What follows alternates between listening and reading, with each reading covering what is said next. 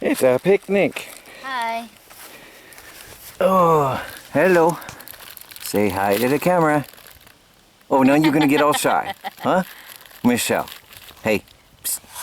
You were all happy a minute ago. Huh? You know the camera, don't you? Look at her look away. Say hi to everybody. Wave, hello. We're sitting here, gonna have a picnic lunch. We have some survival, give me that one please. Survival food packs that we bought again. Pretty impressive ingredients on these things.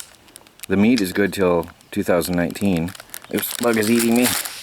So we bought a whole mess of survival meal packs, and I'll show you them on a separate video.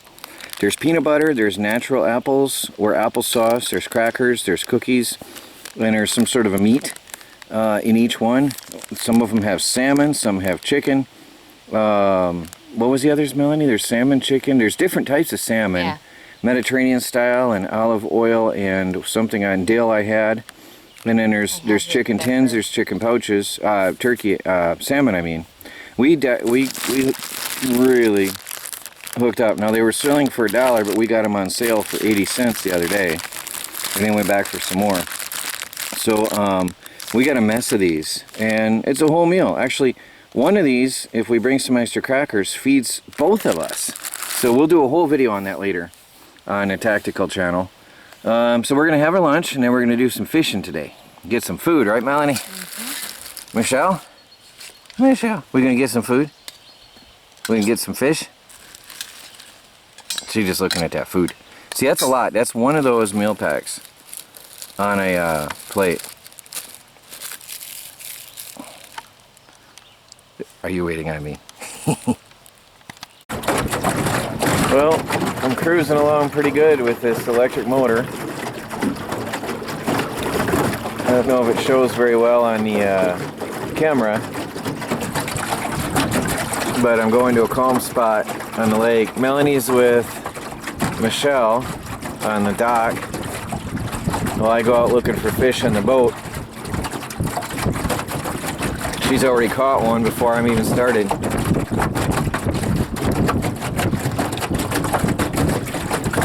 Boat's kicked right up, the nose of the boat's right up in the air. I got the battery here, I got me, the motor, all sitting here, all the way in the back of the boat. I'm going for this calm alcove here, see if we can pick up some bass out of there. Beautiful, perfect day. Finished mowing the lawn today, and oh boy, I'm in a lot of pain. Used the push mower, the old self-propelled Toro, and you guys may remember my knee was injured, so I haven't done a lot of exercise recently.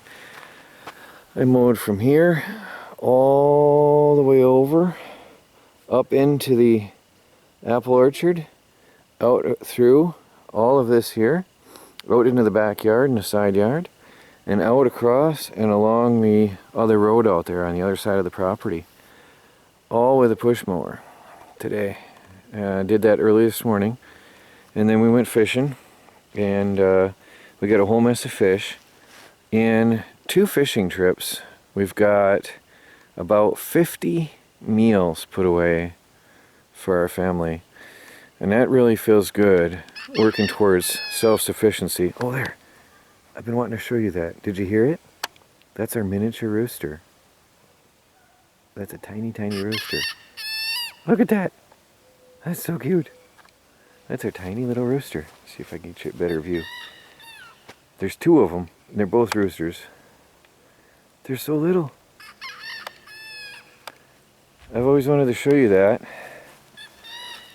They're such tiny little things. Anyway, they're crowing. They're cute. We have to move this. These little guys don't make much of a mess on the grass, nor do they eat much. The grass is growing faster than they can eat it. We've just been piling up bedding, but we still have colder nights, so we kept it all bundled up for them in there. But anyway, we've got to move this around a little bit for them this coming week. Melanie continued working in the garden a little bit, and I've been working on DIY tube video site, which is my job recently, and also in the greenhouse. She's got multiple types of beans and peas planted now. This row is completely done, and this row she started, and then that row is completely done over here. So we have 2.5 rows left that we can plant, and we have a lot more to put in. So again, working towards becoming self-sufficient.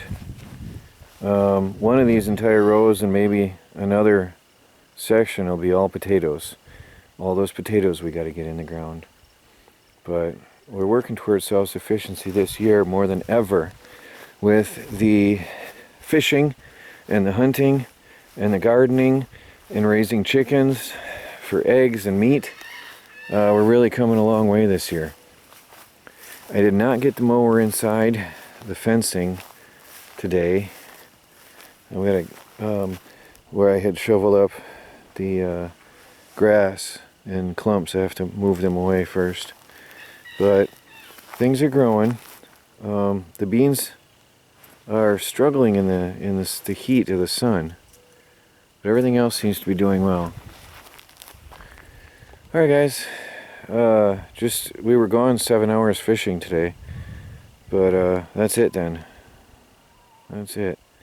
But at least you got an update on what's been going on around here on the property, and a beautiful lawn. Nicely cut, beautiful lawn, and an end to an amazing day. Well, I'll talk to you guys later. You guys will see this Monday morning. There they are. They're all out. There's, oh, a cat is running up to me. Where are you? What do you want? Huh? You want some lovin'. So, tiny, tiny little birds. Those are miniature chickens. I can't believe they're crowing. That's so cool.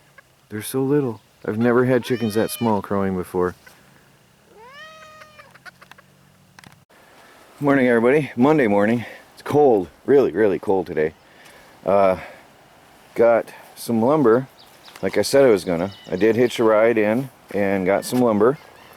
And we're going to set up another solar panel rack next to this one,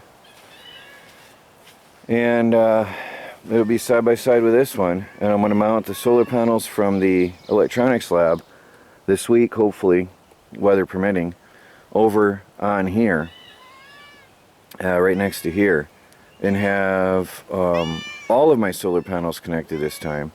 This type, I should have 2,000 watts of solar power going into the tiny house this time, and then all of the Harbor Freight and smaller panels will go onto the electronics lab and help power the electronics lab and wood shop. So that's the plans for this week. Going to be a lot going on with wiring, and hopefully getting another rack put in, solar panel frame. So we'll see how it goes. Right now it's supposed to be partly cloudy, and it's actually raining.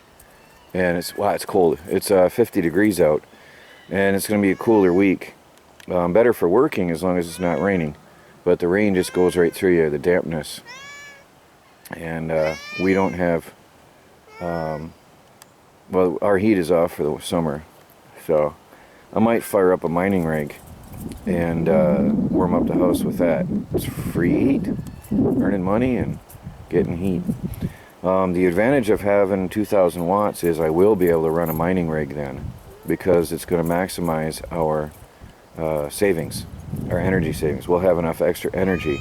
Last year, with just these panels, we were not using any excess energy. We were able to provide all our needs. But the refrigerator in the tiny house in the chalet is a power-hungry beast, and it's burning way too much. Plus we have the freezer now, so we have to add more solar panels to counter all that and have enough extra energy to burn. Right now we're covering our needs pretty much, but we need to increase our solar power, what's available, so we can run more. Now here's something we got at a garage sale, memorial, is a chest freezer. Now it's not very big, but the idea is we can use this as a refrigerator. I love the size of this upper rack. Very big upper rack.